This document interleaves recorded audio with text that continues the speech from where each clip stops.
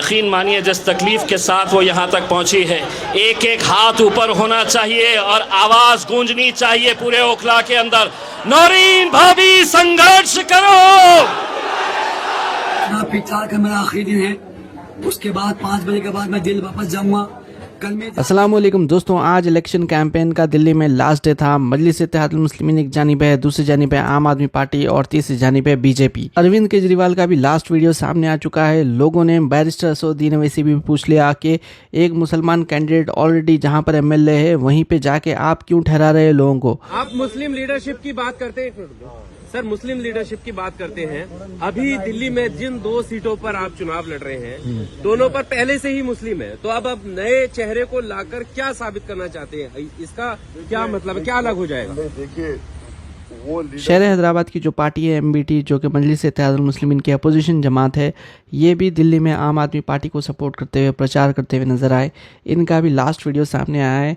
किस तरह के लास्ट वीडियोस थे थोड़े से आपको हिस्से दिखा देते हैं। लेकिन आगे बढ़ने से पहले अगर आप भी प्लान कर रहे हैं रेस्टोरेंट ओपन करने का या फिर कैफे ओपन करने का और आपको सामान चाहिए कम दाम में, तो एक भाई प्रोवाइड कर रहे हैं शहर हैदराबाद से, कम कीमत में पूरा सामान मौजूद है। मजीद तफसीलात के लिए दिए गए नंबर पे आप कॉन्टैक्ट कर सकते हैं 7989567418। आप मुस्लिम लीडरशिप की बात करते हैं सर, मुस्लिम लीडरशिप की बात करते हैं। अभी दिल्ली में जिन 2 सीटों पर आप चुनाव लड़ रहे हैं, दोनों पर पहले से ही मुस्लिम है, तो अब नए चेहरे को लाकर क्या साबित करना चाहते हैं? इसका क्या मतलब है, क्या अलग हो जाएगा? देखिए, वो लीडरशिप नहीं है, हाँ। वो आम आदमी पार्टी का एक नुमाइंदा है। अगर वो लीडर होता तो 18 महीने से वक्फ बोर्ड को कॉन्स्टिट्यूट करते।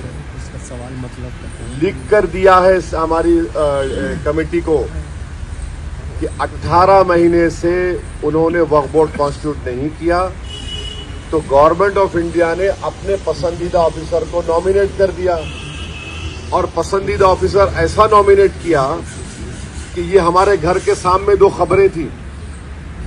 ये 1984 में मरहूम वालिद को घर मिला था, 2004 में मुझे लकीली मिल गया। आपको मालूम कि आज से 2 साल पहले हम लोग कोई नहीं थे, हमारे घर को घेर कर 2 खबरों को तोड़ दिया गया। मैं दिल्ली वक्फ बोर्ड को बताया कि क्या हुआ। Non constitution of the Delhi Waqf board officer आके पूरा तोड़ना शुरू कर दिया।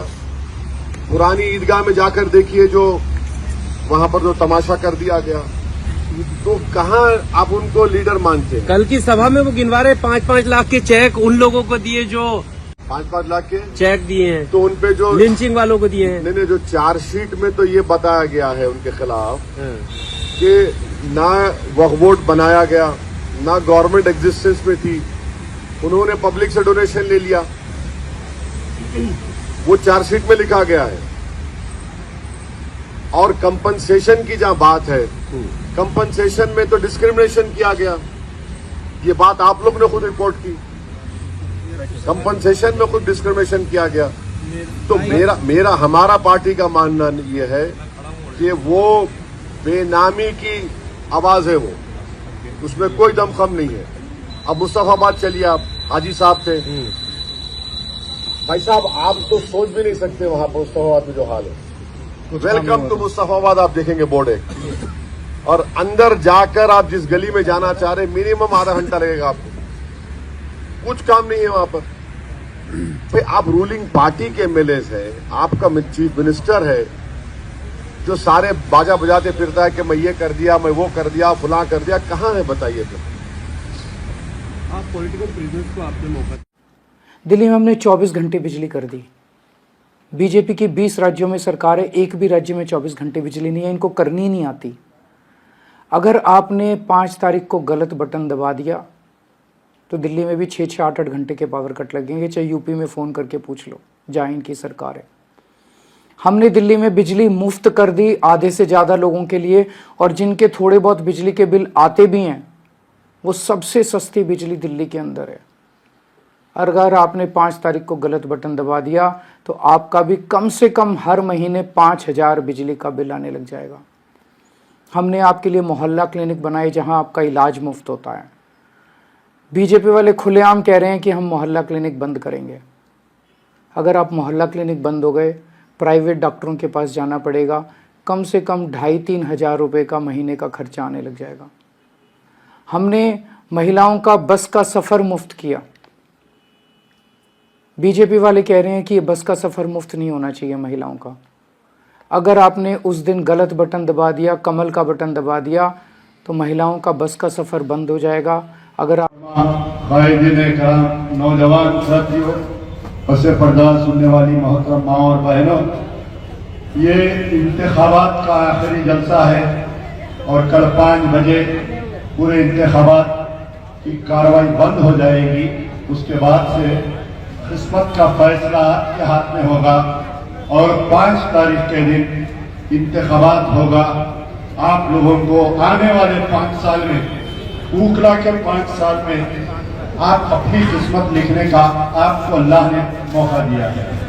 किसने अपना सीना पेश किया? ये अमानतुल्लाह था जिसने अपना सीना डॉलर के सामने पेश किया। ये अमानतुल्लाह को किस लिए गिरफ्तार किया गया? पूरे हिंदुस्तान में आप जाओ, वक्फ बोर्ड के तमाम जायदादें खाली पड़ी हुई है। वक्फ बोर्ड का दफ्तर बेवा का दफ्तर रहता है। ये अमानतुल्लाह ने हिम्मत की, वक्फ बोर्ड में भर्ती किया और तमाम मुसलमानों को नौकरी दी, तमाम मुसलमानों को नौकरी दी।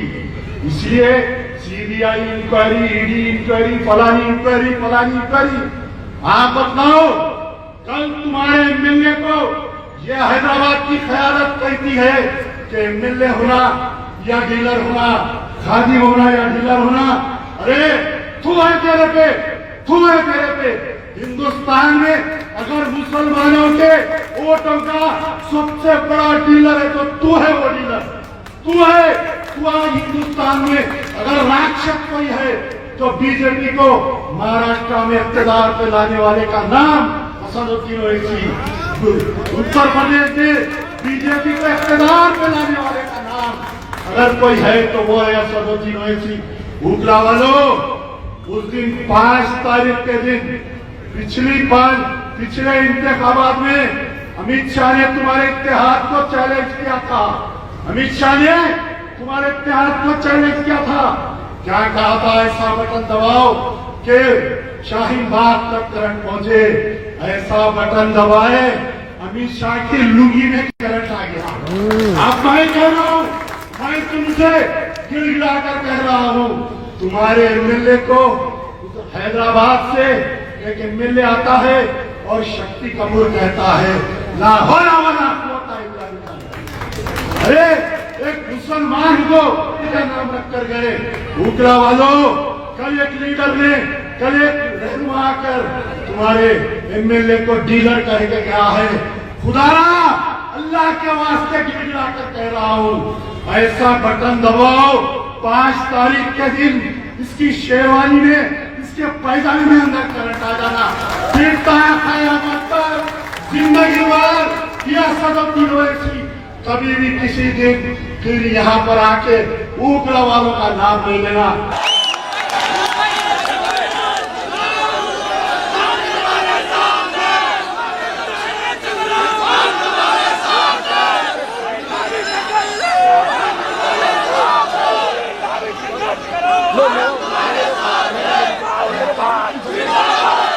भाभी तुम संघर्ष करो, भाभी तुम संघर्ष करो, भाभी तुम संघर्ष करो।